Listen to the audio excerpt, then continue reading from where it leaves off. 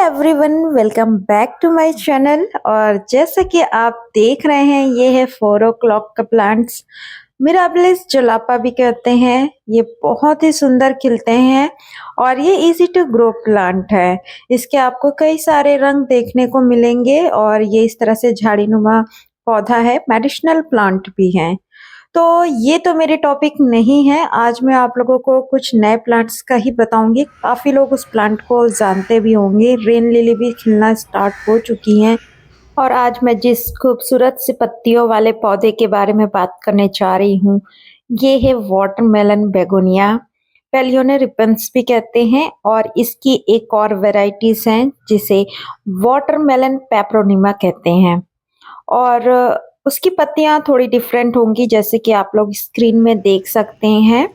और दोनों ही बहुत ही खूबसूरत पत्तियों वाले पौधे हैं जिसे आप छोटे से गमले में भी, हैंगिंग बास्केट में या ऐसे गमले में लगा सकते हैं। ये पूरी तरह से गमले को कवर कर लेती हैं। ये ऐसे खूबसूरत प्लांट हैं।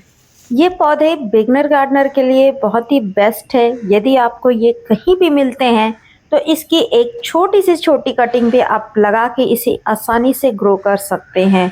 इसको छोटे से पॉट में भी आप लगा सकते हैं, क्योंकि जो इसकी फॉइलेज है बहुत ही खूबसूरत होती हैं। इसकी फॉइलेज की वजह से ही लोग इसे लगाना बहुत पसंद करते हैं। और वाटरमेलन बेगोनिया इसलिए भी कहते हैं क्योंकि आप इसकी पत्तियों की शेप और इसके डिज़ाइन पैटर्न आप देख सकते हैं, बिल्कुल सिमिलर है। आपको वाटरमेलन के जैसे ही इसकी पत्तियों में पैटर्न आपको देखने को मिलेगा। स्टार्टिंग में ये ग्रीन कलर के होते हैं और धीरे धीरे ये जब पुराने हो जाते हैं तो डार्क कलर में बिल्कुल देखने को मिलते हैं।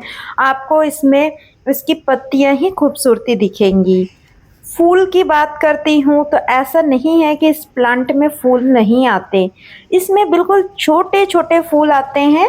इस वक्त तो नहीं आए हैं, मैं आप लोगों को स्क्रीन में शेयर कर दूंगी। इसके जो फूल है बंच में छोटे छोटे खिलते हैं। जैसे कि आपको मैं इसकी सॉइल के बारे में बताती हूँ, तो इसकी जो मैं सॉइल बनाई हूँ बिल्कुल वेल ड्रेन्ड है। इसमें सैंड मिला हुआ है और कोकोपीट मिक्स है। और अगर हैंगिंग बास्केट में यदि आप इस प्लांट को लगाते हैं तो लाइट वेट ही सॉइल बनाएं और कोकोपीट यूज़ कर सकते हो, क्योंकि समर के लिए कोकोपीट बहुत ही बेस्ट होता है। इस प्लांट को मॉइस्चर मिलते रहती हैं। ये ह्यूमिडिटी लवर प्लांट है। और लोकेशन की बात करें तो इसे बिल्कुल फिल्टर सनलाइट वाली प्लांट है। सैड प्लेस में रखें। मैं ऐसी जगह रखी हूँ जो बड़ी सी नीम का पेड़ है मेरे आंगन में, तो मैं ये पेड़ पे ही इसे लटका के रखी हूँ, ताकि थोड़ा सा इसका खूबसूरती थोड़ा सा छोटे से पॉट में लटका हुआ सुंदर दिखाई दे। तो यदि आप इसे बड़े गमले में, छोटे गमले में, जिस तरह से इसे आप लगाना चाहते हैं, ये इजी टू ग्रो प्लांट है। बिगिनर के लिए बहुत ही बेस्ट है, क्योंकि यदि आप इसे एक बार लगाते हैं तो इसे कोई मेंटेन करने की ज़रूरत नहीं होती है। जैसे कि मैं इस प्लांट में जितना अभी तक के ऑब्जर्व की हूँ, कि इसे मैं कोई खास फर्टिलाइज़र भी नहीं दी हूँ। जब से मैं इस प्लांटर में इसे लगाई हूँ, कटिंग से लगाई थी, बहुत ही छोटी सी कटिंग लाई थी।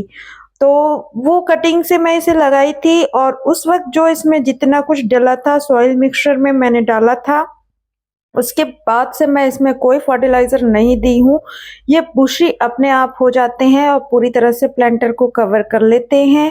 तो यदि आपको भी ये प्लांट की कटिंग कहीं मिलती है तो ज़रूर आप अपने गार्डन में इसे ऐड करें और लगाएं। ये बहुत प्यारे लगते हैं। और ऐसी जगह रखें जहाँ इसे थोड़ी कम धूप की रोशनी मिले। ज़्यादा तेज़ धूप में भी इसकी पत्तियाँ जलने लगती हैं। तो बात करते हैं अब वाटरिंग की। तो इस प्लांट को ज़्यादा ओवर वाटरिंग बिल्कुल भी नहीं करें। और बरसात में खासकर यदि इसके प्लांटर में पानी भर जाते हैं तो इसे उससे भी बचाएं, क्योंकि ये सैकुलेंट कैटेगरी का प्लांट है, तो बहुत जल्दी ख़राब हो जाते हैं, रॉट हो जाते हैं और इसके गमलों में पानी भरे हुए रहते हैं। तो बिल्कुल इसे ऐसी जगह शिफ्ट कर दें जहाँ इसे ज़्यादा बारिश की पानी ना मिलती हो, क्योंकि ज़्यादा तेज़ बारिश की पानी मिलने से भी पौधे ख़राब होने लगते हैं। तो ये सब हमें छोटी-छोटी बातों का ध्यान रखना होता है और जितना मैं अपने इस प्लांट के बारे में जान रही हूँ, मैं आप लोगों से वही शेयर कर रही हूँ क्योंकि पेस्टिसाइड की बात कर रही हूँ। इसमें मैं कोई पेस्टिसाइड नहीं डालती क्योंकि पेस्ट अटैक इसमें बिल्कुल भी मैं अभी तक नहीं देखी हूँ। किसी भी प्रकार का पेस्ट इसमें मुझे नहीं मिला है। जिस तरह से मैं इसे लगाई हूँ, ज्यों का त्यों ये अभी तक वैसा ही लगा हुआ है। तो इसलिए मैं कह रही हूँ कि ये बिगिनर गार्डनर के लिए बेस्ट है कि यदि आप इसे प्रोपोगेट करना चाहते हैं तो वाटर में भी प्रोपोगेट कर सकते हैं और या फिर डायरेक्ट आप सॉइल में लगाना चाहते हैं तो इसकी एक छोटी सी कटिंग भी आपको कहीं से मिल जाती है, तो आप इसकी कटिंग को लाकर अपने घर पे ऐड कर सकते हैं। बहुत सारे प्लांट्स ऐसे होते हैं जिसे हम गार्डनर लगाते हैं, बहुत समय तक ऑब्ज़र्व करते हैं, तब हमें उस प्लांट के बारे में पता चलता है कि इस प्लांट को कौन-सी नीड्स हैं, ये प्लांट्स को कैसी जगह पसंद होती हैं। तो उसी प्रकार हम भी गार्डनर कुछ प्लांट्स लगाते-लगाते उस प्लांट्स के बारे में कुछ जान जाते हैं कि इसको किस लोकेशन में ये सर्वाइव करेगा। जैसे कि ये जो प्लांट को मैं दिखा रही हूँ, मैं कभी-कभी इसमें बहुत ही कम पानी देती हूँ, पानी देना भी भूल जाती हूँ। तब भी ये प्लांट एवरग्रीन परमानेंट ये प्लांट है, ये हमेशा इसी तरह से ही रहते हैं। कोई ख़ास इसमें फ़र्क नज़र नहीं आता। हाँ, पर मैं जैसे कि आपको पहले बताई हूँ कि ओवर वाटरिंग से ज़रूर बच जाएँ। ज़्यादा ओवर वाटरिंग बिल्कुल भी इस प्लांट को करने की ज़रूरत नहीं है।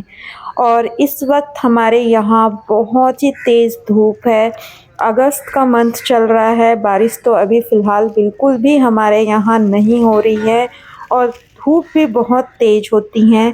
तो इस वजह से रोज़ भी काफ़ी छोटे-छोटे से अभी खिल रहे हैं और बारिश होने में अभी हमारे यहाँ थोड़ा-सा समय लगता है और पोर्चुलाका भी हमारे यहाँ लगातार खिल ही रहे हैं अभी और ये भी प्लांट्स बहुत सुंदर दिखते हैं। इसके भी स्टेम कटिंग से बहुत आसानी से लगा सकते हैं, बहुत ही नाज़ुक होते हैं इसके स्टेम।